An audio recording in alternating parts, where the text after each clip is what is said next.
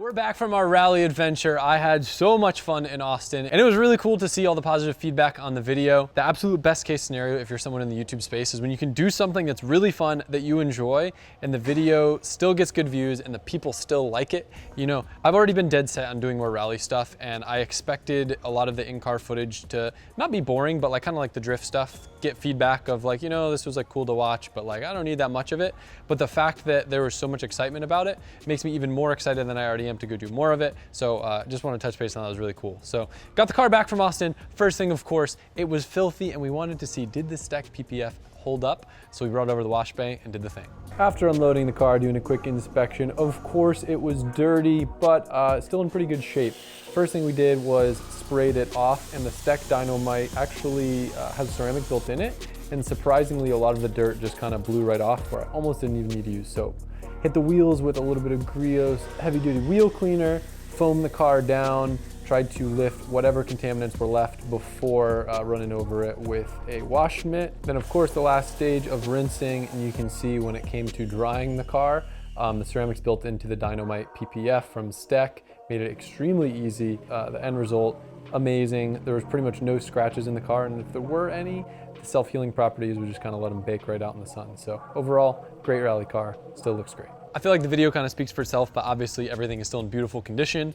The front bumper, that's a whole another scenario. Maybe we'll need to, I kind of want to drift stitch it and then get another bumper, and then maybe this will be like the bumper where I use it the light bar, since one's already cut up, another one will be a stock bumper. I'd like to make a full video diving into this car, kind of talking about some of the things that broke, some of the things that need to get improved. That's not going to be our focus today because Formula Drift Atlanta is right around the corner. If you didn't catch my announcement on Instagram, I have very bad news.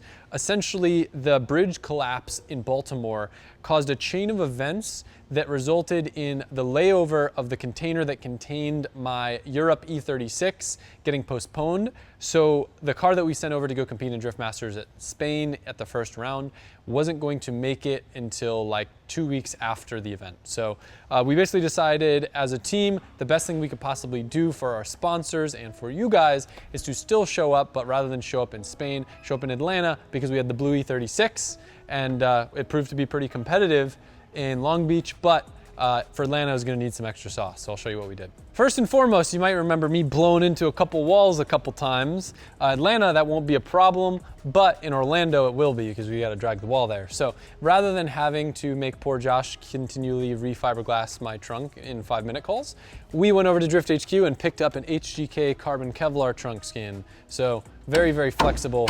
I could probably bash this thing into the wall a bajillion times and it would be fine. Look at that. Also very light. I add a wing to it that makes it heavy, but gotta have the wing to look cool. So that was one of the improvements. Of course, redoing the rear crash structure that I absolutely demolished many, many times. But the most important thing, I guess we'll start with the clutch, because that was the big issue that we had in Long Beach. So this is the current clutch we use. It's a twin disc. It's not the biggest diameter. I wanna say it's like a 8 or an 8.5. Two options. I could go up to a 10-inch. The problem with going up to a 10-inch is you add a lot of extra weight. I actually had the 10-inch on this car, and I didn't like how long it took to get the car to rev up. The other option was to basically add an extra friction, which would convert it into a triple disc. And the cool thing about that is we get to reuse all of the parts that we already have. Since this is the same clutch that I use in a lot of different cars, it's not me now buying a bunch of new clutches.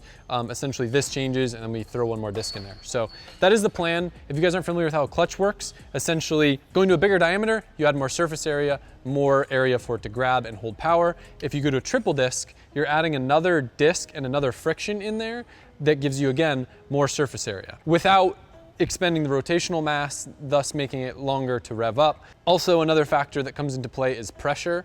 You can add pressure, and then that would also give you more clamping force. I already have a lot of pressure, so that's not really an option. Most people get in my car and they're like, bro, I could tell you don't skip leg day. I like it though.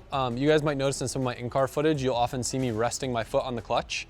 I assure you it's not a street car. Like, you literally have to press the clutch so hard for it to do anything that I can kind of keep my foot there ready to go. And in drifting, when we do a lot of clutch kicks, it's better than like sidestepping the clutch all the time. So that's the big thing. The other big thing is the spoolie thing in the engine bay. So I can I'll put a clip on the screen here. While I was away, Freddie came over and he actually did some turbo testing with a bunch of different options, a bunch of different ARs, and we wound up going to the G40 1150. So with a small sacrifice in the mid-range, we were able to make about another 150 horsepower. So this is right around the 1,000 mark now for this car.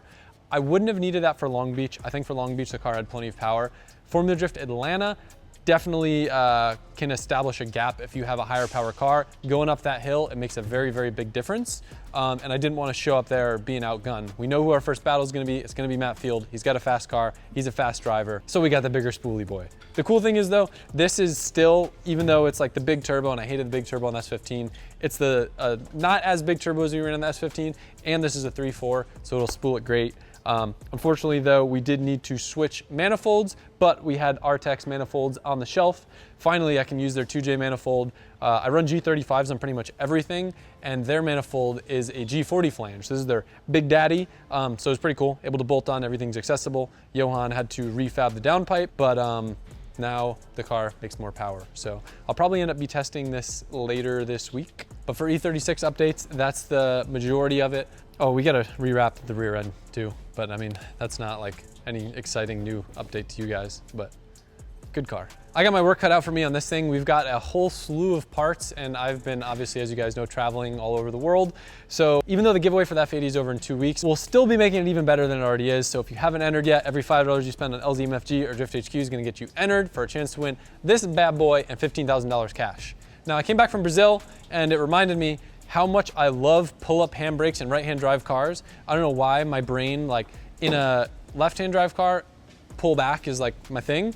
In a right-hand drive car, maybe it's from all my laps in the Cresta over at Ebisu, pull-up just feels right. So Sean's probably stoked that we're going to pull up. He's a big pull-up boy. Yeah, you hear him over there? But I'm excited to wheel this car a little bit more. I've got a special guest coming on Monday, testing out their new build. I feel like I should probably go show it to you guys, give you a little sneak peek. But I'm trying to like brainstorm right now. Like you might see the GT350s in the shop. This thing's getting some love. The sedan's getting some love. I'm like, I got my friend coming over, and like I wanna give him rides and all the things. I wanna have fun. I wanna drift with him. And yeah, I guess I'll reveal friend now. Hey guys, this is just a random thing I'm putting in the middle of the video. I always forget to ask you guys to like the video, and it actually makes a really, really big difference in making the video get seen by more people, including the people that are subscribed to me, like yourself, hopefully. If you're not, it's okay, but I understand. So I guess this is my weird way of just asking you, maybe reminding you just to hit the like button real quick. It goes a long way, and thanks. Back to the video. One of the objectives today is to pop over to HQ. We've got a pretty special project brewing in the shop. You guys might know about it from other people's social media. We're gonna pop over and I'll give you guys a little sneak peek. Over at the HQ shop, you might recognize this 350Z. TJZ is here, and this all kind of started at a conversation at the Bakersfield World Tour. Essentially, TJ had this car here, which is like, what would you say, Duarte, like 70% of the way there? It was a good car, but not there. The biggest problem is, like, if TJ were to go to a competition and compete, this car, its biggest crutch, in my opinion, would probably be like the drivetrain. Pretty much the engine and the rear end were not up to like a pro car spec. And as you guys know, he's literally been competing in his 370Z, which is a great car, but he kind of needs to fill that gap of having a pro car to be able to drive with pro car friends. He's building his Supra into a pro car, but that's not gonna be for some time down the road.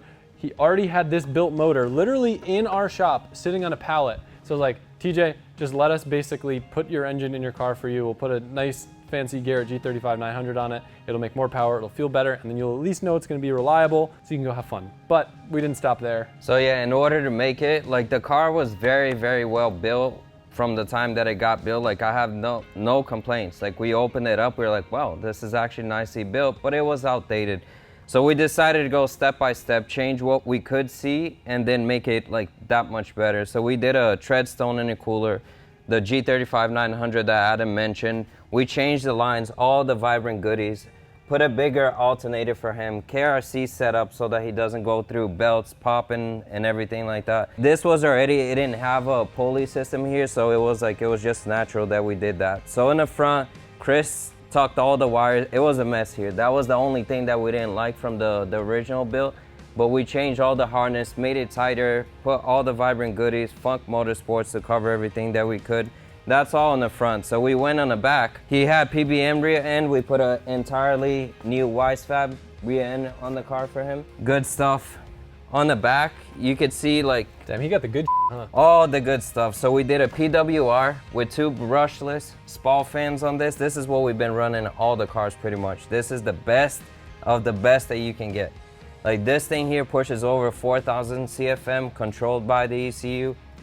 I couldn't even get my car over 160 on the dyno. That's how good this thing is. So we were like controlling the fans to keep it low.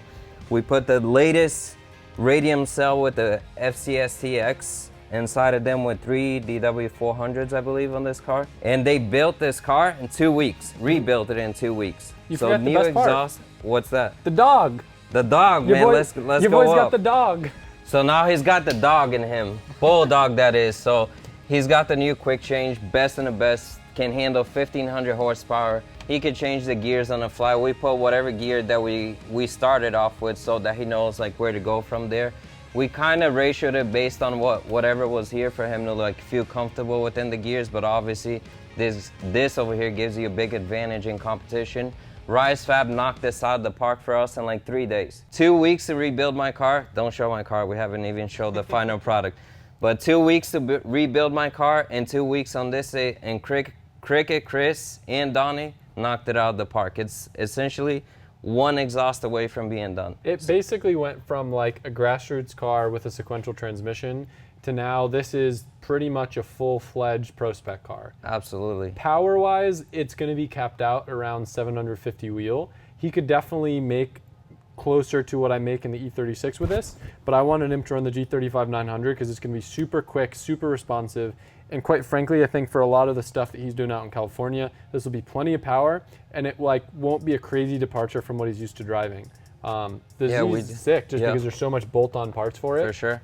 We did also an electric pump for him on the back. He had like a little pool pump. I'm not sure what he was using. I've never seen one of those. But this here, Mizir, this will shoot water 100 feet in the air, so that will keep the car. You said a pool pump? Yes, it wasn't like the normal one. It looked strange. Really? I've never seen that before. It's on the rack there. This exact one here has been on my car for 7 years and never failed. It's like the best that you can get in a game. Is this all the old stuff? So this is all the old stuff. So if you want to know what we actually changed, this is everything. Well, and the motor too, is that in here? No, the motor's for sale. You guys haven't bought it. We got 100 requests for it. Somebody freaking buy the motor. It's cash out. Stock VVTi 2J with sick motor, manifold and a turbo. And a GTX 3582. Yeah, pretty good. Buy it. Yeah. Let's go. We need sushi money. Did we get the money or TJ get the money? I mean, both. But we get to eat with his money. All right. The whole process and everything tearing down the car and all of the parts and stuff that's used. If you guys want to know more detail, obviously you can find it on the Drift HQ channel. I'm stoked that we were in a position to be able to help TJ out. He's a phenomenal driver. I love seeing him rip in his 370Z, and it killed me to see this car literally sitting idle on a lift just because it kind of fell into that gray area where now he'll be able to use it for all this stuff and shred. Now, we did announce on Instagram that the winner of the Podium 1 simulator giveaway was Garrett Brady, but I didn't include it in the video because there was a very interesting thing that happened. Essentially, Garrett didn't have space for the simulator, and he was working with us to basically build a simulator that would be easy for him to sell. It was going to take a while to build the custom simulator for him, and we weren't sure what actually would be the best option for him to sell because, you know, someone who builds a simulator is usually building it to their liking. So Duarte came up with the idea of literally offering him one of 2 cars that he had actively listed for sale that was very similar to the value that it would have cost us to build the simulator that he wanted.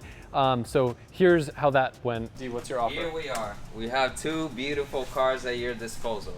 A right-hand drive mint 30,000 mile E36 non-M3 manual swap now. We took that auto, junked it. And on our right side, we have this beautiful Chaser, also manual 1JZ with all the drift mods you can think of. And it can take your family and your girlfriend, kids in the back. Your girlfriend specifically. Yeah, I don't know. You have one? You have one? Yeah, everyone. Okay, so you can take your girlfriend out. He does, and he will after this. Is that a, well, what's it, what is in this? This is a 323, so it's just an M52. Okay. 30,000 mile, 1 of 4 in the world in this spec. It's individual color as well. I'm out of the bat with that. California's never gonna let me have that. Really? So these are being sold for pretty much the same price.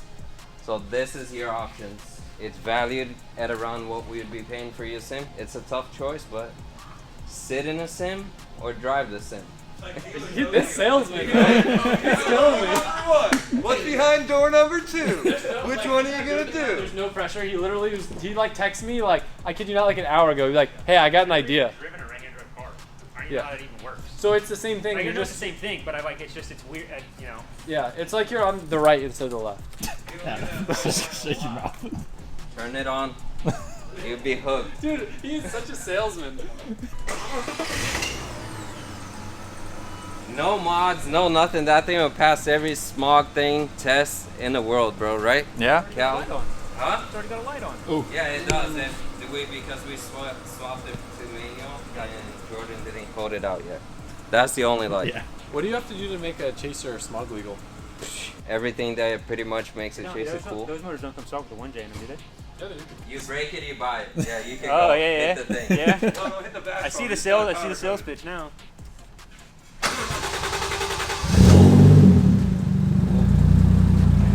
I can't with you right now.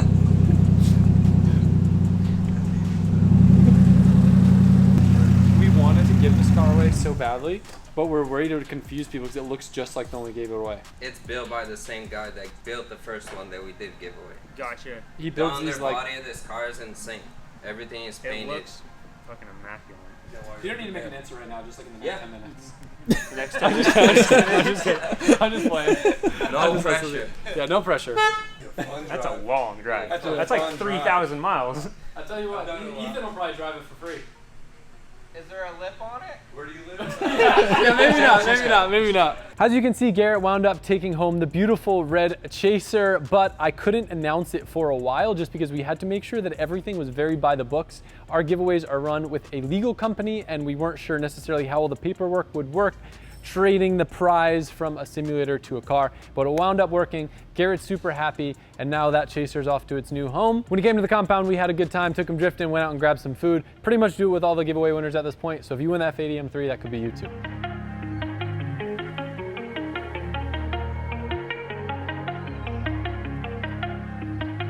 All right, we're taking a quick trip over to the HQ shop and we're gonna do a little bit of upgrades on the giveaway F80. One thing that's kind of cool with this car is that when we got it, the height is literally dialed, but there is a very large problem. Often when we do a giveaway car, the winner comes and they're like, yeah, I live in really roads, or I have a really steep driveway, I can't get in. And the problem is, I think this car was like a very early R&D car, now I'm learning from IND, and it just has springs on it. There's no brand, there's no kit, nothing. Nothing's adjustable on the car, but rather than doing coilovers, we're gonna do an interesting new product that BC is about to come out with, and this car's gonna be one of the first to get it, so that the winner can adjust their height and get it exactly where they want it to be. I think this car looks pretty much perfect, so I'm actually gonna try to target the same exact ride height that it has right now, which is 2 5/8 in the rear, like 2 3/4 in the front. When the impact matches the car, it's pretty cool. Look at this. Isn't that the weirdest thing ever? I've never had a wheel where you don't have like a socket that the lug nut goes in. Originally we were gonna like swap these out with TEs, but I think this is one of the first cars we've ever given away that came with wheels that would be a downgrade to swap to TEs. Yeah. These are sick. Ooh, kinda need studs though. These suck. This thing probably doesn't come off in a while. Oh my goodness. That might be the lightest big wheel I've ever felt. That's insane. Really? Yeah, here, catch. All right, let's see how to do this. Oh, there's a spring thing, and a shock thing. We'll just wing it, probably figure it out, hopefully, maybe.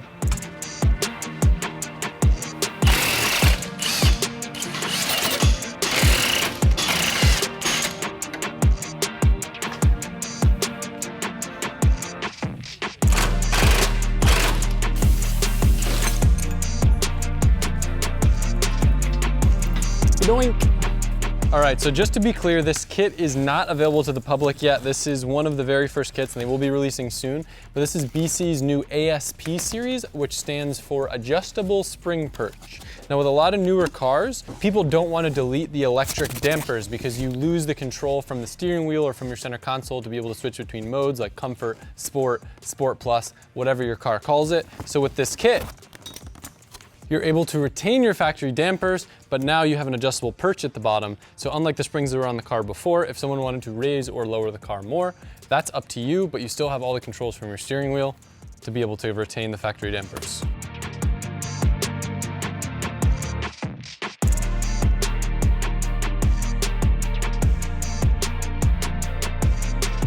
A lot of times kits will try to reuse the stock rubber to avoid having to make a piece like this. Well, I thought it was pretty cool. This piece looks like it's molded to be a direct fit for the bottom of this control arm. So that kind of sits right here, and then we'll have the stack basically sit right up top and pop right into the chassis up here. I never noticed the whole octopus bullshit going on underneath here. Look at this, dude. It's got a muffler in the center. It's got these little dumps here. It's got 6 exhaust tips, technically speaking. That's kind of crazy. Yeah, you never know. All right, time to pop her in.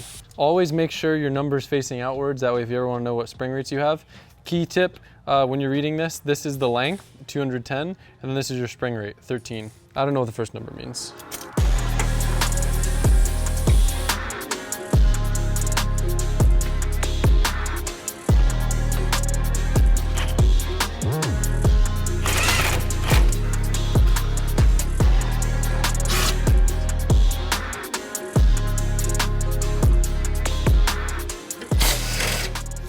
I think this will go down as probably one of the fanciest pieces I've ever pulled off a stock car.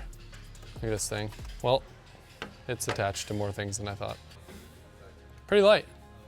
You know how most things you see that are carbon, they just like end up feeling just as heavy as if they weren't? This thing doesn't.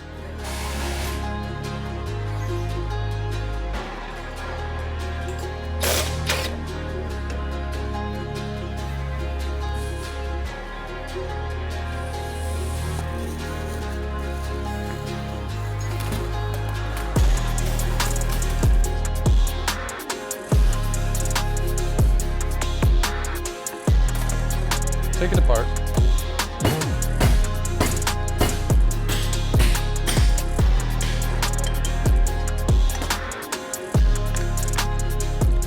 Front took a little bit longer, but there we have it, our fully comprehensive ASPBC equipped stock electronically adjustable shock. Say that 4 times fast, I dare you. But yeah, I mean, pretty standard, just like a set of coilovers. You get to adjust the height right here, but still retain that fancy little plug thing that lets you get all the control from your steering wheel. While we're switching over to BC's new ASP series, we are also upgrading something else in the rear end. Donnie's been working on getting these all adjusted to factory length. These are SPL's tow arms, traction arms, and upper camber arms.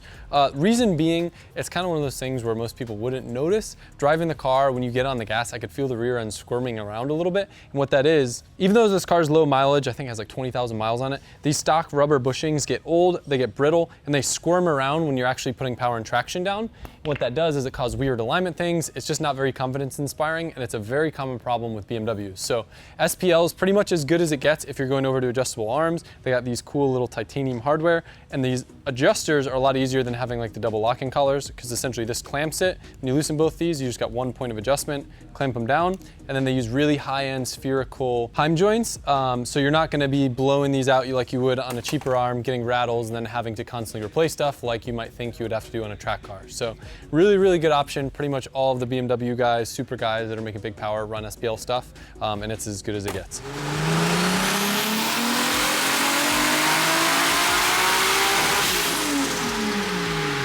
All right, so the E36 wrapped up with approximately 100 to 150 more wheel past 5,700 and about 100 foot-pounds more of torque, which is gonna make the biggest difference when it comes to drifting, especially up top. The trade-off for that was a loss of about 100 horsepower under 5 grand, or you could also look at that as a loss of like 500 RPM of spool. Really not that bad of a trade-off for that much power. Probably the turbo that I should be running on the 3.4, but I've always been addicted to the little small turbo setups.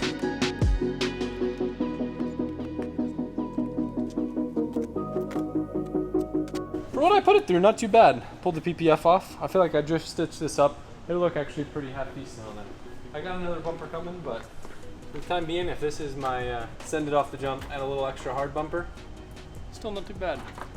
Anyway, we still got a lot of stuff to do in the E36, wrap it up. We do have the new clutch in. I think we might be testing as soon as today.